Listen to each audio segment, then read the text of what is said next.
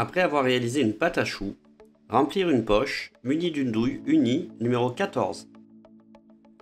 Pocher les choux sur plaque, ou plus précisément, coucher ou dresser. La plupart des professionnels utilisent le terme coucher.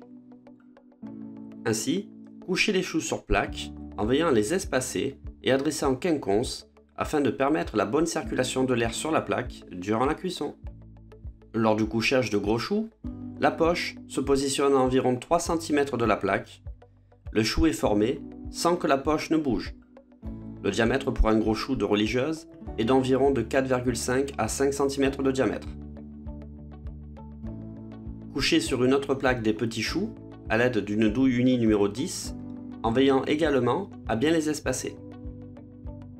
Lors de la formation du chou, il est important de pocher et de couper net la pâte en effectuant un demi-tour dans le sens inverse des aiguilles d'une montre, afin d'éviter d'avoir une pointe disgracieuse.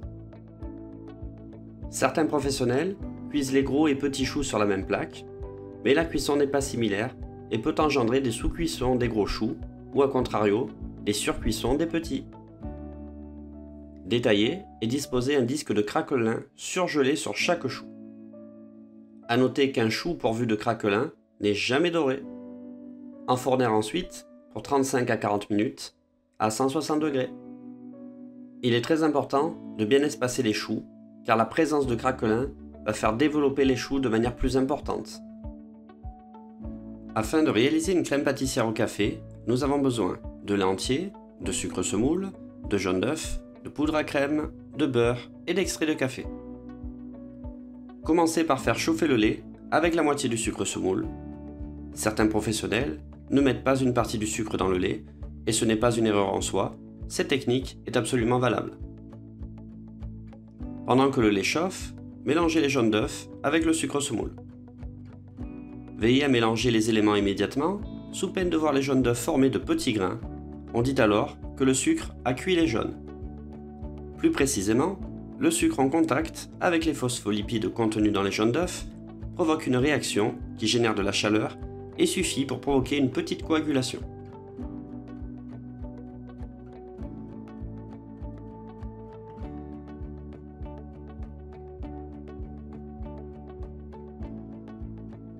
Incorporez ensuite la poudre à crème. La poudre à crème qui est un amidon de maïs additionné d'un colorant jaune et de vanille. Certains professionnels utilisent de la farine de blé ou de la maïzena. Bien mélanger cet appareil afin de ne pas former de grumeaux. Au niveau HACCP et plus généralement de l'hygiène, il est important de maîtriser le protocole. Pour éviter tout risque bactériologique, on peut privilégier l'utilisation de jaunes d'œufs pasteurisés, qu'on appelle ovoproduits, à l'instar d'œufs coquilles, qui peuvent présenter un risque de contamination si la manipulation des œufs n'est pas conforme. Une fois le lait bien chaud, transvasez une partie de celui-ci sur l'appareil en effectuant le mélange hors du feu pour éviter tout risque de brûlure ou d'épaississement prématuré.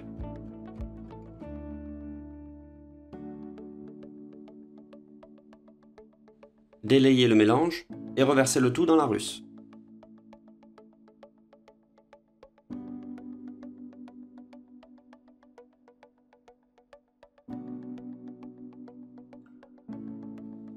Cuire la crème sur le feu, qui va s'épaissir en s'approchant de l'ébullition. En effet, ce n'est que vers l'ébullition que l'amidon contenu dans la poudre à crème commence à effectuer son travail et apporte la consistance si caractéristique de la crème. La crème pâtissière est en cuisson et nous observons une petite disparition de l'écume au plus nous nous approchons de l'appoint de la cuisson. Dès que la crème commence à s'épaissir, il est très important de mélanger énergiquement en allant chercher la crème jusque dans les bords de la russe. Cuire environ 30 secondes à 1 minute pendant l'ébullition, ceci faisant partie du protocole de réalisation de la crème pâtissière selon la méthode HACCP.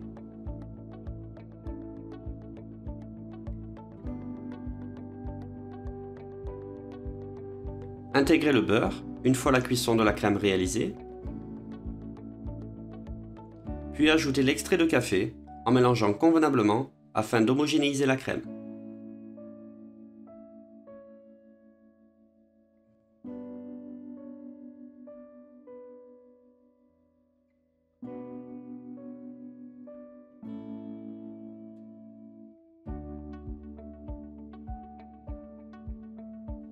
débarrassez immédiatement la crème pâtissière dans un bac gastro chemisé de film alimentaire et filmez au contact afin d'éviter qu'elle croûte. Une fois la crème conditionnée, il va être important de faire chuter sa température rapidement afin de ne pas développer de bactéries. Nous allons donc l'entreposer en cellule de refroidissement afin de faire chuter rapidement cette température. L'utilisation d'eau glacée ou d'un pasteurisateur sont également des solutions permettant de la faire refroidir rapidement. Le refroidissement est réellement une étape cruciale qu'il convient de maîtriser pour assurer une crème pâtissière parfaitement conforme.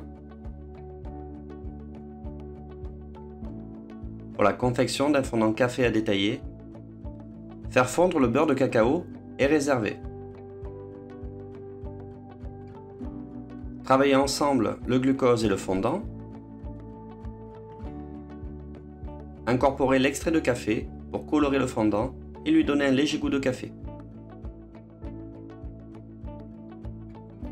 Chauffer sans excès en dessous de 45 degrés.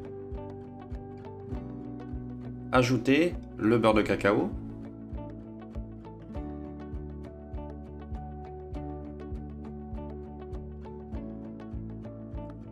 Travailler la masse jusqu'à obtention d'un mélange homogène.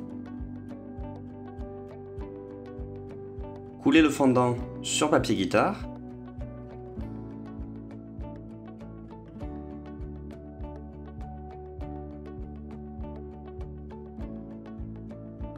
Amincir le fondant à l'aide d'un rouleau, mais attention à ne pas le faire trop fin, sous peine de ne pas pouvoir le décoller. L'avantage de cette technique permet tout d'abord de préparer à l'avance le fondant, de réaliser un travail régulier et surtout de conserver un peu plus dans le temps les productions qui ne prendront pas l'humidité. L'inconvénient est qu'il nécessite une certaine habileté dans le travail du fondant qui n'est pas si facile. Entreposer en cellule de refroidissement ou en surgélation afin de bloquer la totalité de la masse pour pouvoir détailler. Il est impératif que le fondant soit parfaitement surgelé afin qu'il soit détaillé de façon propre et nette. Une fois surgelé, détaillez rapidement à l'aide d'un emporte-pièce les formes souhaitées.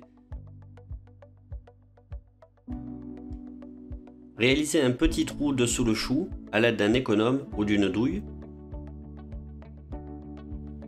Lissez la crème pâtissière café et garnir les choux.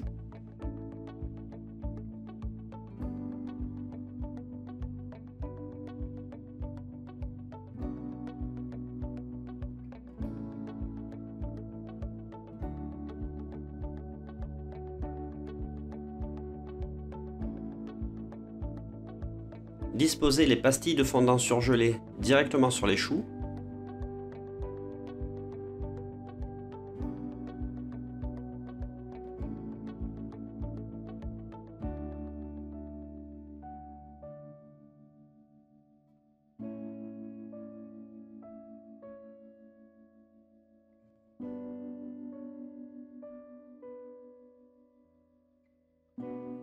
Pour la crème au beurre pour le décor, mettre le beurre en pommade.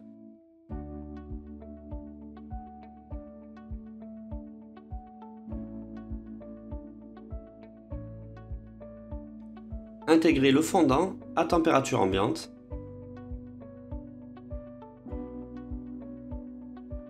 Et pour finir, ajouter l'extrait de café.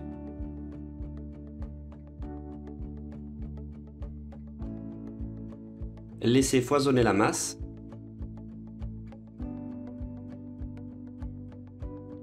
Cornez si besoin la cuve afin d'obtenir une masse totalement homogène.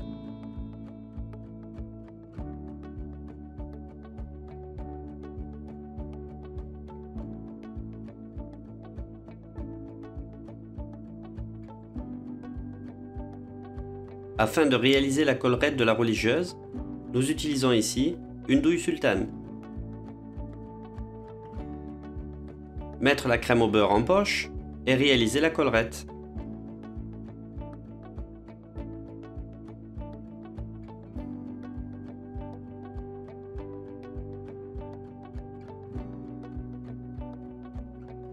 Pour finir, surmonter le gros chou avec le petit chou afin de finaliser les religieuses.